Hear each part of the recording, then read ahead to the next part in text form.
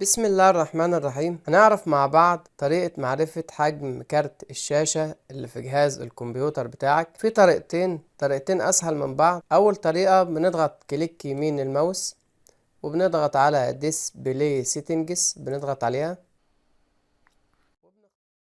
وبنختار خيار ادفانسد ديسبلاي، بنضغط عليه ديسبلاي انفورميشن ريفريش، بنضغط عليها.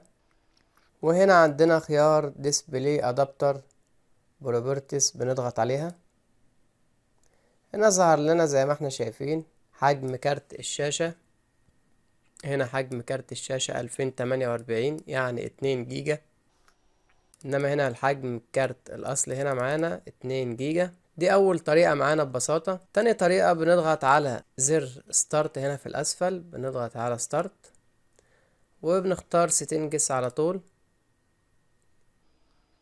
بيظهر معانا حجم كارت الشاشة من خلال الضغط على ديسبلاي ونضغط على ادفانسد ديسبلاي.